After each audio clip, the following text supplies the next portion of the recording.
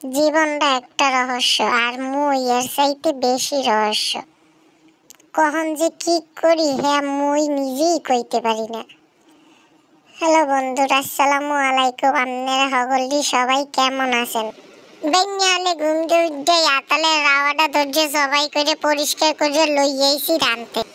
প্রথমেই কড়াইটা চুলাই দিয়ে কতখানি কড়ুর তেল দিয়ে দিছি। এখন দিয়ে দিলাম কতখানি পেঁয়াজ, এর মধ্যে এলাচ, দারচিনি, গরম মশলা সব দিয়ে দিলাম।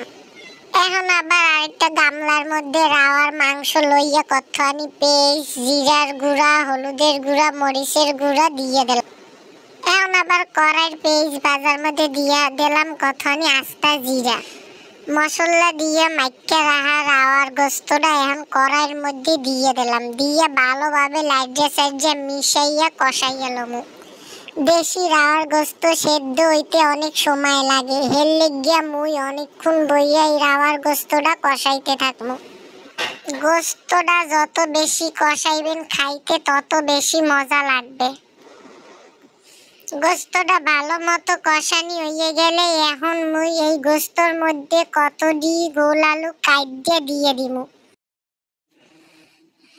এখন মুই গোস্তর লগে এই গোল আলুটি ভালো মতো কষাই এলমু। এখন আমার গোস্তটা কষানি হয়ে গেছে, হুড্রার লগে পরিমাণ মতো পানি দিয়ে দিমু।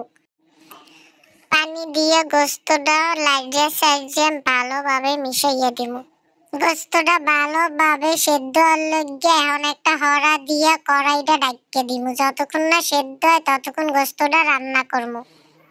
এখন মগো গোস্ত রান্না হয়ে গেছে, হড়াটা উড়াইয়া লাইটে সাইডে নামাই ফেলামু। আরেকটা কথা, আপনারা মনে করছেন কি মুই গোস্তের মধ্যে আদা রসুন দিই নেই? আদা রসুন ছাড়াই গোস্তটা রান্না করে ঢালাইছি। আসলে না, আদা রসুন দেওয়ার ভিডিওটা মোট ডিলিট হয়ে গেছে। আপনারা রান্নার সময় আদা রসুন দিয়ে লইবেন। এখন মোরা মগো গাছের কচি কদু ভাজি করমু। ভাজি করার লইগিয়া কদুটা ছোলা সহই মোরা কুচি কুচি করিয়া কাটিয়ে লইছি। হেরপর কদুটারে পানির মধ্যে কসলাইয়া ভালো মতো চিপিয়া ধুইয়া লইছি। কড়াইয়ের মধ্যে কতখানি সয়াবিন তেল ও পেঁয়াজ দিয়ে ভালো মতো ভাজিয়ে লইছি। ভাজিয়ে কদুগুলা দিয়ে দিছি। এর মধ্যে দিয়ে দিছি কতখানি কাঁচামরিচ, হলুদের গুঁড়া ও নুন। এখন ভালোভাবে লাইটে সাইজে মিশাইয়া নিমু। দেন মোর কদু ভাজিতে একটু পানি বাইর হয় না। আপনারা কদুটা ধুইয়া এরপর চিপিয়া পানিটা হালাইয়া রানবেন। আপনাকেও কদু ভাজিতে কোনো পানি বাইর হইবে না।